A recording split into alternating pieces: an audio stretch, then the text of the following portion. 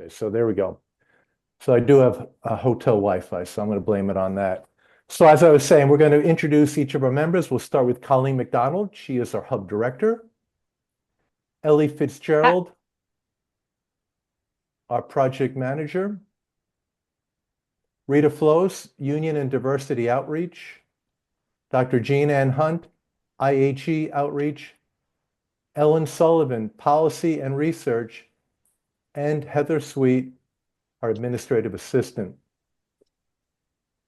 I'd also like to thank those of our colleagues who offered to participate in our panel conversation. You will meet them a little later, but here is our list, and we're really excited about their presence because we're going to hear things from their vantage point as having participated in apprenticeship programs. So in case you haven't heard about us, we are the New York State Educator Workforce Development Hub. And we are an intermediary.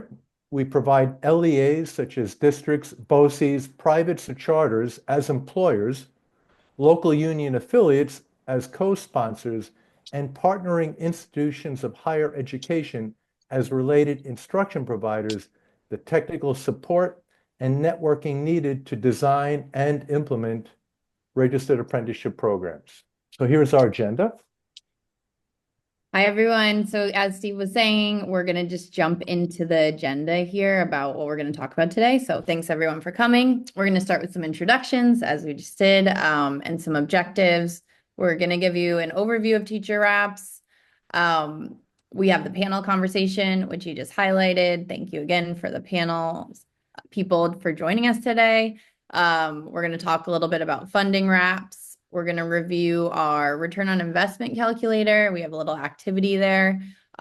Just generally what we can do for you and our technical assistance. And we'll have a little survey at the end about how the presentation went. Before we jump in, this is the second session of this webinar series for RSA. So we did have session 1, and we just wanted to kind of review some of the important learnings from that session. We definitely realized that across the board, a lot of districts were having universal problems. So there was a lot of common issues seen around the teacher shortage and around funding and all of those things across the board.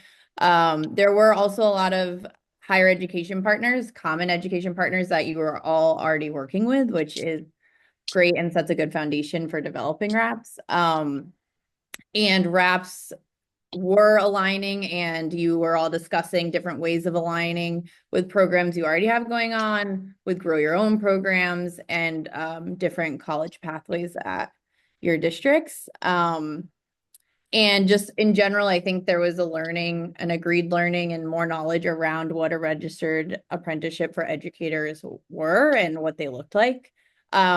We left the session with some additional questions around, is there outreach to professionals in various fields that would like a career change to become teachers? So are there other people in your school community that want to be teachers that we could tap into? The money, how is this funded? How do we make it all work? How do we connect all of the dots and align the different partnerships to create these great programs and continue to make those connections?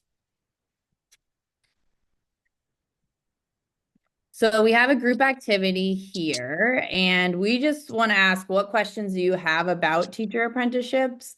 You can post your answers in the chat box, and I'm going to try to transcribe some of them onto our whiteboard here so we can see what people are saying. So if you just want to add in like any questions that you might have around educator apprenticeships, we'd love to see that.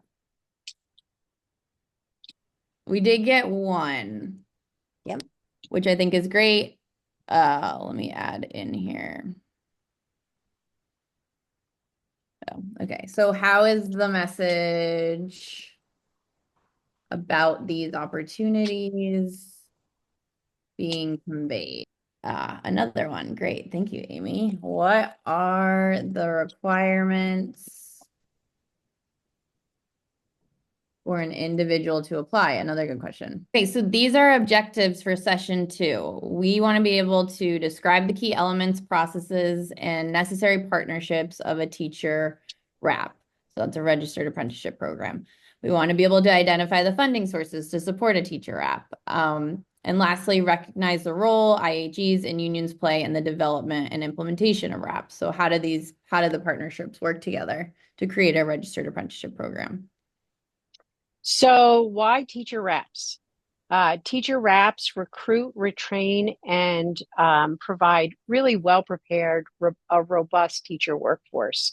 And that's, of course, really important as we look to fill these empty classrooms and develop teachers that can fill positions long-term. When you think about, probably everybody on this call went through a traditional student teaching model where we spent 7 weeks or 8 weeks in 2 different placements, possibly shorter. But basically, we had taken all our coursework and then we went out into our student teaching placement. It wasn't paid. We had a supervisor and we had a classroom teacher that we worked with. But the consistency across programs was very, very different. Quite a few years ago, back in 2016, 17, residencies, as part of actually the Race to the Top, residencies and clinically rich programs started emerging where teachers were spending, or teacher candidates were spending a full year in a placement. Often still they weren't paid. And so as in 2020 and 21, we started to look at the apprenticeship model and what that could bring. It was for teacher built on top of a residency model originally.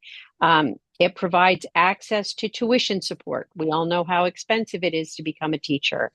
There was also additional labor of funding, Department of Labor funding support. And that was set up so that it was a minimum of 1 full year in the classroom. It could be 2. The apprentice had to be paid, and it had to be at least minimum wage.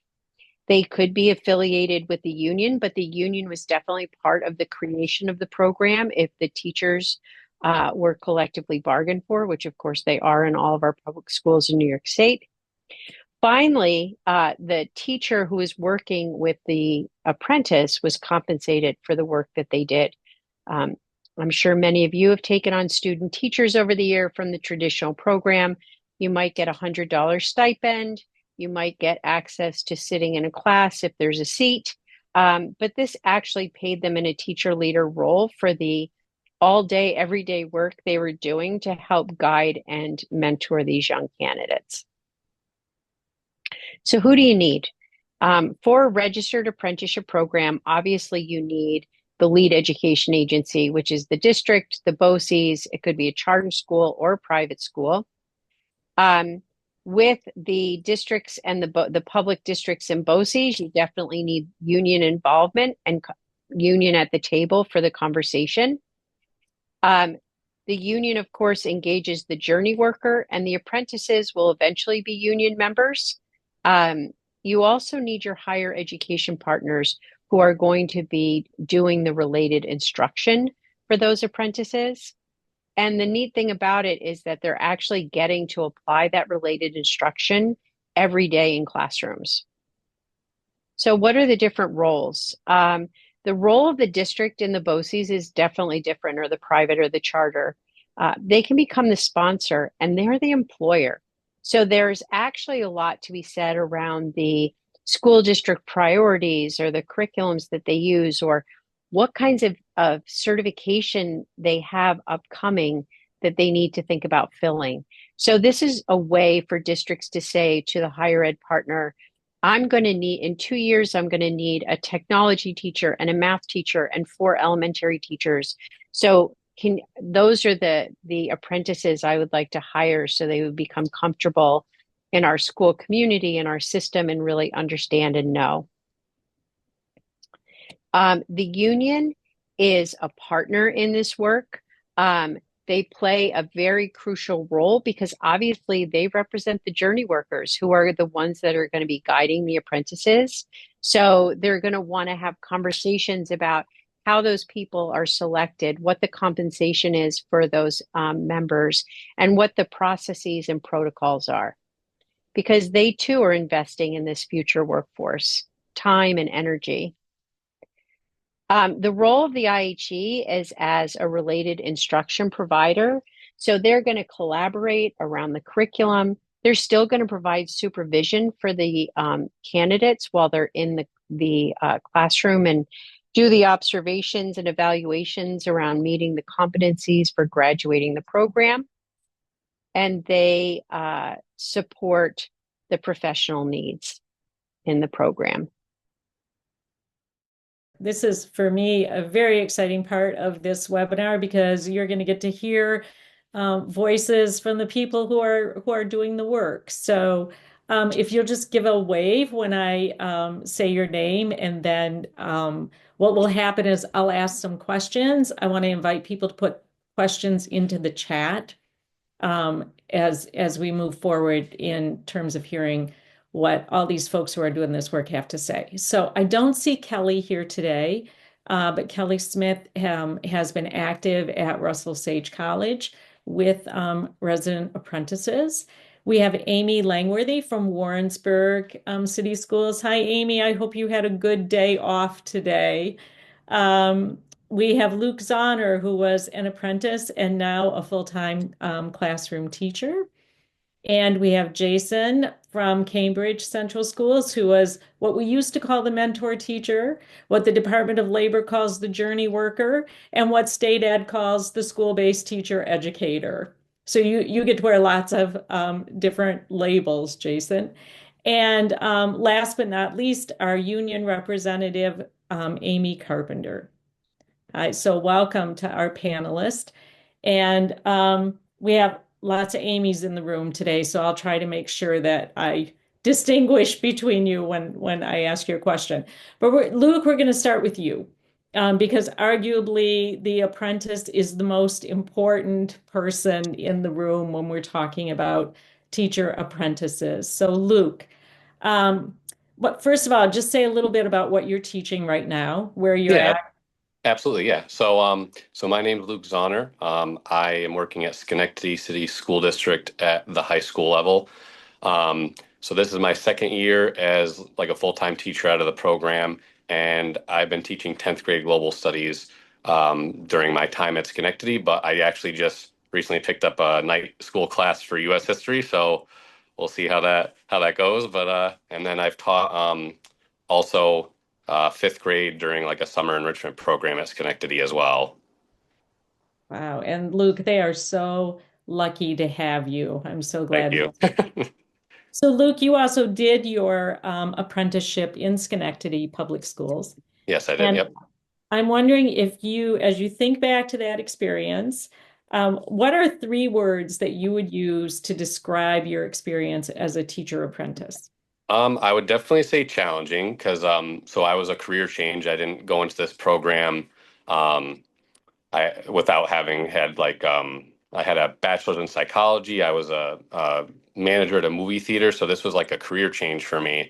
So that was kind of the challenging part was going back to school and also just switching careers and trying to figure out in a way kind of how to make it work. As far as that. Another word, rewarding, definitely, because I got to see, in a traditional program like Colleen was saying, you're there for, 7 or 8 weeks, and then you move on to your next thing that you got to do. And it was rewarding because I was able to see, how students change over the course of the year, how they grow, where I don't think you get to see that in the traditional program as much. And then just essential, because I think that has helped me be more successful as a teacher because I knew more so what I was going to be asked to do, what to deal with on a daily basis. And because I was there for a 2-year program, part of the apprenticeship, I just think I was better prepared and it was essential to helping me be successful. Great. Thank you. Thank you for those 3 words. I'm wondering if you'd build a little bit on the last word that you used, that essential word, and tell us a little bit more about how being an apprentice really prepared you for being a full-time teacher of record.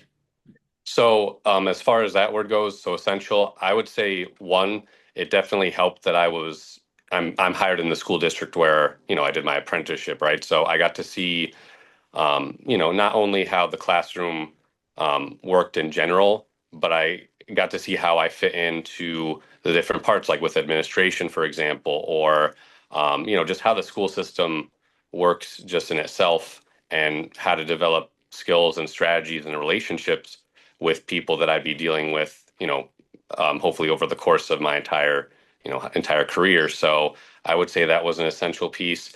And then just, I think essential too, because this helped me see if this was really kind of what I wanted to do. I went in, I was pretty sure, but I think until you actually start, you know, going into the classroom and seeing how things are working, obviously the graduate work is very important, but I think sometimes when people get to the classroom part, they realize that maybe it's not what they had pictured, or it's different than what they had expected. So I think that that was another essential piece, is that I got to see and decide as I was doing this program, is this really something that I'm going to be committed to? And, obviously ended up being that, because I'm now, in my, at least this year, fourth year in Schenectady, second year as a teacher. So I would say that was another reason why it was essential. I love that. I love that you just described yourself as the fourth year, right? Yeah. It's almost like a fourth year Yeah. teacher. Yeah, that's great. That's great. Thank you. As I move to the next person on the panel, please feel free to drop any questions into the chat that you might have for Luke, as you heard a little bit of his story. So Jason, I'm going to move to you next, the wearer of many labels, because you're really in the position of mentoring an apprentice. And I'm curious as to what you see as some of the impacts that the apprentice had on your students while they were working in your room, and on your own teaching practice as well. Yeah, so I'll answer the first question. This is my second time with, I guess I used to call them residents. I guess they're apprentices now, but this is my second go around. And so for the first experience that I had with Adam, he built really strong relationships with our shared students. I think the first time that a student walked in looking for him when I was there and asked if Mr. Cabana was there, and I said no, he's not. And the look of disappointment on their face was kind of like eye-opening for me, like, but in a really positive way, that I knew they were connecting with him. And it gave students another person in my classroom to connect with. They were, by the end of our time together, they were just as comfortable asking him questions about content and stylistic things as they were asking me. So it was, for them, I think it was very enriching. It was great to have another who they saw as a seasoned teacher by the end of his second year there. I mean, they didn't look at him as a college student. So that was great. For me, in both experiences, it's I just moved to middle school for the first time in my career. This is my 22nd year, and 2 years ago I moved to middle school. So I kind of was building the airplane mid-flight a little bit there. And now with a resident or an apprentice in my classroom, it's really allowed me the opportunity to think about every decision I make, and she's really good about asking, so why are we doing this, or why do you want to have to do that, in a very inquisitive way. And it really forces me to be reflective on all of the decisions that I make as a teacher, which I find very enriching. I really enjoy that, and I just love the professional discussions we have on a daily basis. And you, I love that this piece about reflection, right? Because there's so much more time when you have a resident apprentice in your classroom, as opposed to having a student teacher where that time passes so quickly. Have you had student teachers in the past, Jason, in a more traditional program?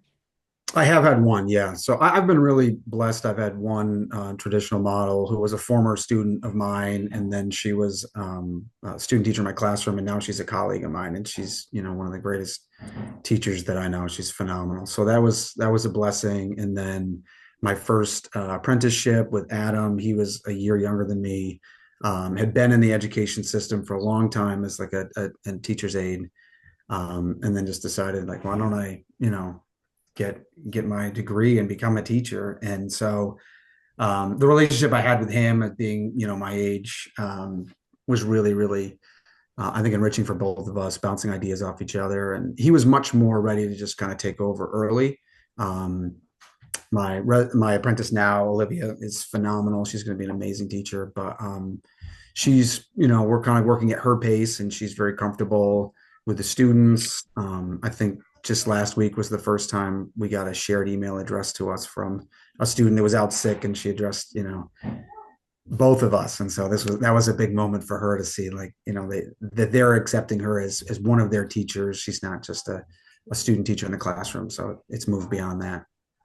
What a wonderful milestone to pay attention to. Mm-hmm. Thank you, Jason. And Jason, I apologize. I didn't give you an opportunity to say where you're teaching and what subject area you're teaching. Yeah, sorry. I'm in Cambridge Central School, and I teach 8th grade English and a section of AP Juniors in language and composition. Thank you. Thanks for backing up for me. Okay, again, I see questions that are coming into the chat, which is great. If you have a question for Jason, we're going to come back to those questions after we get through all of the panelists. So I'm going to move on to Amy Carpenter, who is our union representative. Amy, do you want to say a little bit about where you teach, where you're at, and then I'll give you a question or two to respond to. Sure. So I'm at Stillwater Central School. Specifically, I'm in the middle high, but I'm the president of the Teachers Union K-12 or pre-K to 12, actually. I'm the librarian, but also the union president, which is why I'm really here. That's great. So Amy, why did your association decide to support registered apprenticeship programs?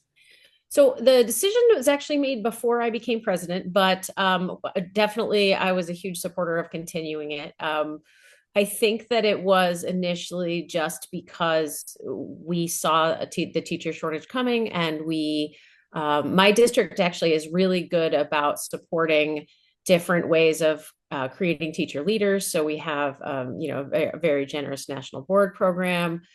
We have always supported many student teachers, and we still do in addition. But I think that we were looking for innovative ways to kind of help the process along. And I think Colleen worked with our then superintendent, who is also since gone, and our then board president. They both got to retire, but we've been happy to carry on the program. And I think for a small district like Cambridge, we've had quite a few folks come through. Yeah. Oh, thanks for noting that the program has gone on, even though you've had changes, because I think, yeah, and it speaks to the stability and sustainability of a program when the program outlasts the people that started or were there when it started. I think that speaks to a lot of strengths in the program. So you mentioned a little bit about offering your members leadership possibilities. Are there other ways that you see the impact of a registered apprenticeship program on your members, or other ways that they engage? Yeah, absolutely. So actually, I asked one of my colleagues who has had a couple of folks come through, and what benefits it had specifically for her. And she said that it really helped keep her engaged she's an English teacher, so in new literature and pedagogy and mental health initiatives. And she said it helped her. She actually also, to some extent helped her residents with their coursework. And she said it helped her continue her education as well, which she felt, was really important. And I would echo what Jason said about this, just making people be super reflective. If you've ever had any kind of student teacher in, just the idea that you are explaining what you do, the whole time they're there. Why did we make this choice? Why did you not make what happened here? How could we have done it differently, better, different, and doing that all day, every day for a year, 2 years is, really causes you to dig deep and reflect. And I think that that's been beneficial. We've had, quite a few teachers take part. So.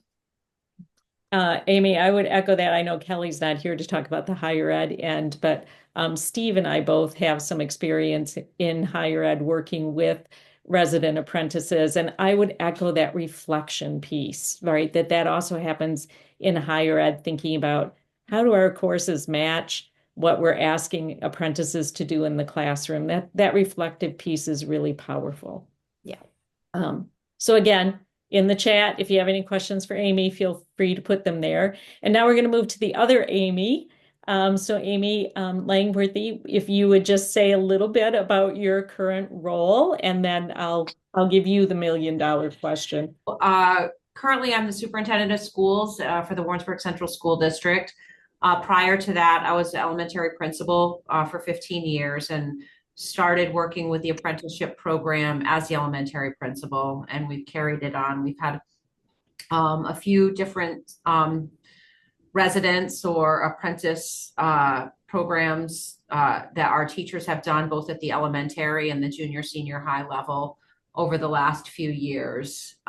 So started initially having conversations with Colleen and Steve about the program. I have always thought that a traditional student teaching program was not nearly long enough to really give teaching candidates a good look at what teaching throughout an entire, obviously, school year is like. So I thought the model sounded like a great idea.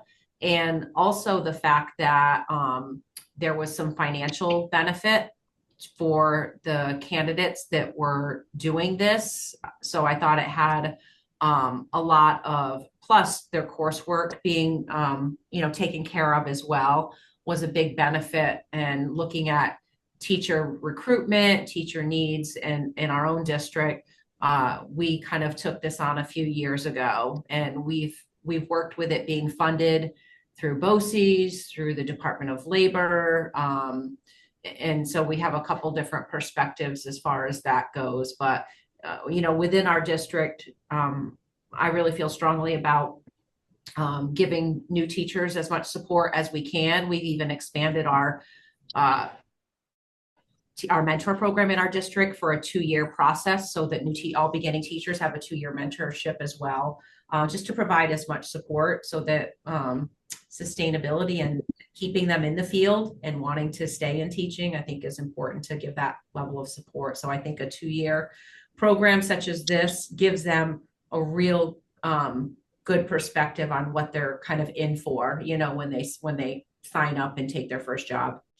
So Luke, were you completing the college coursework at the same time you were working in a classroom? Yeah, so the entire time I was in the program, I was completing coursework while I was in the apprenticeship.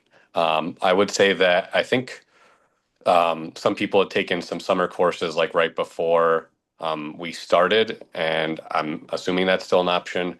But you can use, some of the winter or summer sessions. I think Colleen answered that as well. But yeah, so you are taking classes while you're in the apprenticeship program. It's kind of just spaced out more than the traditional route. Yeah, and I noticed in the chat, Colleen was answering some of those questions as well. There really is a variety of ways in which higher eds go after that, but what they all seem to have in common, and Luke, I know sometimes this worked well and sometimes it didn't work well, but there is an effort to minimize the number of credits that a student has to take in any given semester.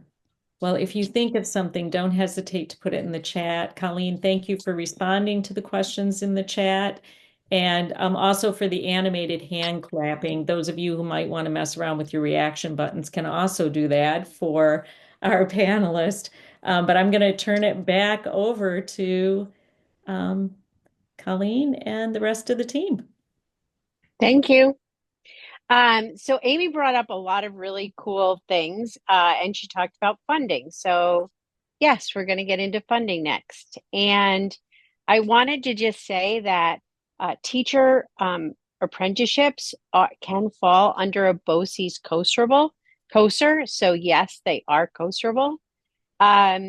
an educator residency program. There is now a COSER, a statewide COSER that recognizes that. The BOCES has to put in their own version to recognize the program as it's going to play out and the costs in their districts. But it is under a BOCES COSER, which means that the majority of school districts in the state are component school districts. They have a reimbursement aid that is set based on their need. It ranges anywhere from 36 cents back on the dollar to, I think, 90 cents back on the dollar, maybe 95, but I think it's 90. 90. And the point is that it's almost like a rebate program. So all of the costs for Classroom Academy fall under reimbursable costs. So if the program costs $33,000 per apprentice, Cambridge Central School gets 67 cents back on every dollar they spend in that program. So it becomes super doable and sustainable. And districts find that if they reinvest that BOCES aid the following year, that now they're paying pennies on the dollar to have that extra educator in the classroom who is learning. So some of the apprenticeship funding, in addition to COSERs, we're going to do an activity about how you can figure that out. But some of the other things besides the BOCES COSER are that our hub currently has incentive funding for employers. And this is for any of the apprenticeship pathways, whether it be a teacher assistant, or a school administrator, because there are now 3 titles. The employer can receive $1,200 per registered apprentice. And that money cannot go to the apprentice. It has to cover costs for getting the program up and running. So whether it's recruitment or advertising or job fairs or administrative costs to fill out the paperwork, whatever, that's what that money goes for. We also were able to secure as a hub some philanthropic support for the teacher title.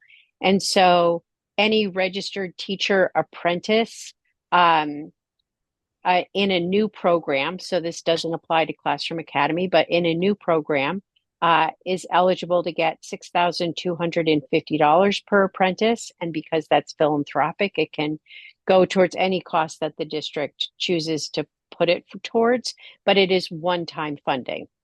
And then, as someone mentioned, tuition assistance. So any candidate who attends a SUNY program is automatically eligible for $6,000 of tuition assistance. And there is a process for the employer sponsor. In our program, the employer is BOCES,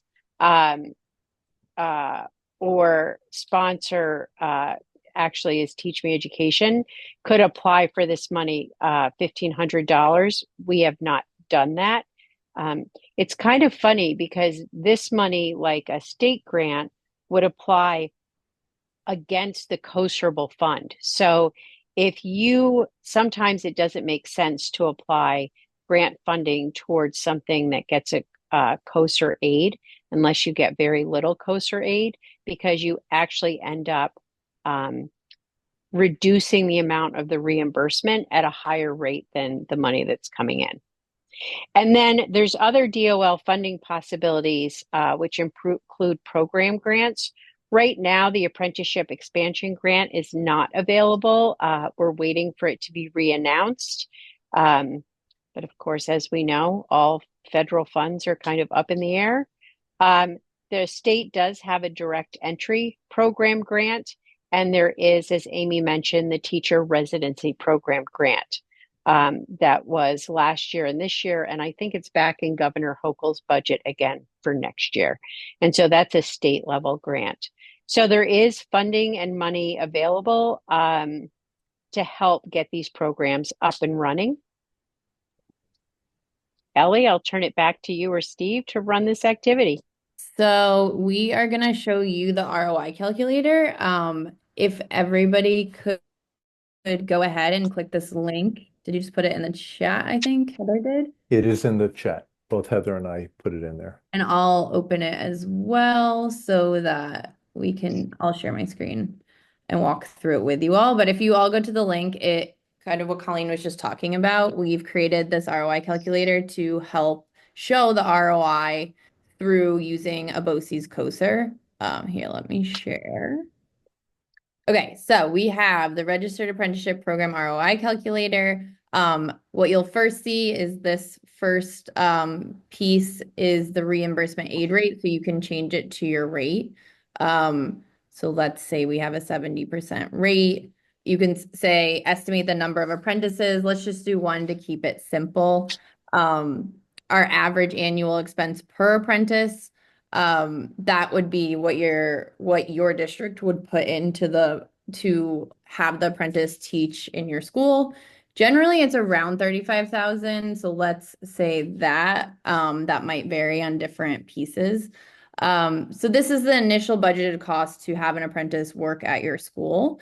What we'll look at next and what we take into consideration in this ROI calculator is the substitute days that apprentices are eligible for. So they're eligible to substitute up to 20 days per year. So let's say they substitute for 20 days at an hour or a day rate of $125 a day.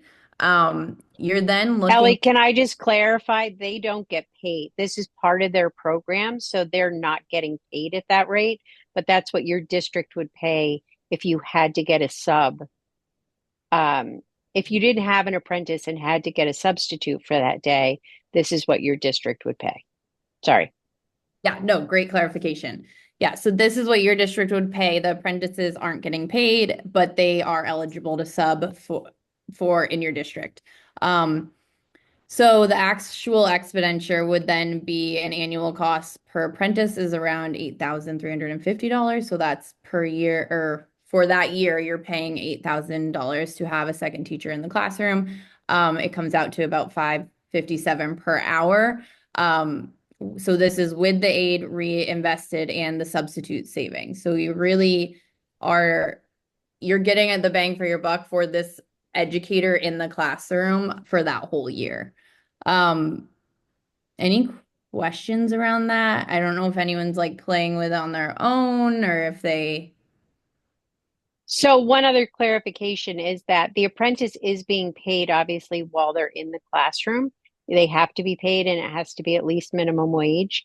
But they're not getting paid additional funds for those substitute days. It's considered part of the program for the number of days you set.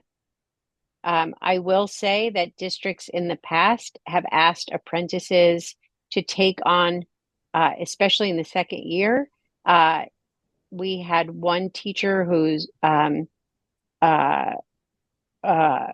a family situation with COVID and needed to be out for a longer term. And so the apprentice, because it was their classroom, it was their second year in that classroom, felt very confident and comfortable. They took on subbing in that classroom. The district did pay them for 3 of the 5 days a week that they subbed because that was well beyond what the program expectations were. But the district will tell you that it saved money because it wasn't paying a sub 5 days a week. It was only paying for the sub 3 days a week. And it was a tried and true and tested individual who knew exactly what was going on in that classroom. And so the continuity of learning for the kids was also a return on investment. So how can we help? So as you can see on the slide, there's 4 main areas that we classified and listed some of the assistance we're able to provide. So you can see there's coaching and then facilitation, design, as well as then implementation of your registered apprentice program. Of course, just reach out. All our contact is on our webpage, and we're happy to respond with anything. There's the address for the website. And on the website, there's a toolkit, many resources. There's links to our podcast. There's a guidebook which answers how you could go about setting up a registered apprentice program as well as an accompanying workbook. And again, there's also that return on investment calculator. There's frequently asked questions that resident apprentices may have, as well as union members at higher ed and or district, as well as community involvement might be interested in. Thank you. Do we want to pause here for any questions before we go to the exit ticket? As we have a little time. I think that's great. Or is there something else the panelists wanted to add on that they didn't have the chance when they were answering a question, something they wanted to say? I want to add something. I want to thank the panelists and those of you who were able to attend. I mean, we're having some bad weather where you are. It's very nice here down south, but obviously it's not good weather up north. And that, thank you for making the effort, though, for being here in spite of the snow and the freezing rain and everything else. And as Heather Zeller's shared with me in a direct message, this is really good stuff. And what the panelists had to share with the great facilitation of Dr. Jean Ann Hunt shows just how impactful this work is. We're really proud of what we've been doing to promote this across the state. Yeah, amazing work. Agreed. So that I just want to chime in a little bit with those few comments. Rita, did you want to talk about the exit ticket? Sure, I can do that. So you can see that there's a hyperdoc that's coming in the chat box. The question will be there for the evaluation form. If you could just click on it. What we're mostly wondering is if you could put in there, what's the most important thing you gained? And what's one thing you might still be wondering about? Not only does it help us to evaluate how things are going, but anticipate and then respond as well to your questions.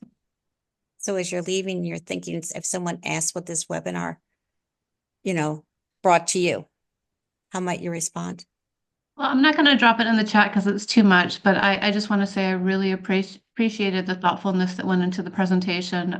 Luke, it was amazing to hear from you and Jason on the perspective of how that actually works in a classroom, and how, it's impacted kind of your school community and made it grow. I think that's a huge piece. I think bringing in the union perspective is huge, especially, hopefully having you guys to our summer conference. You'll be in front of a lot of superintendents and board members. So I think that that's a very important piece to consider, kind of the legal aspects of making this all work, but also wanting to support those apprentices. So maybe getting a little bit deeper food for thought on Luke. So if you're taking summer classes and winter classes, are you getting financial support? That nothing to answer now. Getting financial support through that, right? Making this doable for those people, making it so their time constraints aren't, they're not torn. So it's stuff to kind of consider, but this was been amazing. I loved the whole setup, all the information. I think you hit high level stuff that is, I don't know, I'm excited, right? I know that Steve and I are kind of working on bringing you guys back, and I'm hopefully that'll happen. Hopefully we can make this work for all of you to get up to Lake Placid. So I would just like to thank you, Heather. This is awesome. And thank you for giving us this platform, and especially with your RSA members. Amy, I think we'd love to connect with you about CTE, which of course is a very unique aspect of teaching. Our title does cover CTE teachers. And would love to really dig in with you and think about how this could best work in that CTE landscape. Absolutely. We would very much appreciate that. We're looking into apprenticeships across our CTE areas, but one of the biggest areas is the need for CTE teachers. And we have certainly heard from a number of our practitioners out in the field that they may have teachers' aides who've been in the CTE classroom for a very long period of time who would make a great teacher. What's the pathway? So we could help you develop that. So yeah. Thank you again, panelists, for giving us your time today. It was Yes. really invaluable, really. Yeah, thank you. Thank you for inviting me. Thank you, panelists. Thank Luke, you. great to see you. Thank you.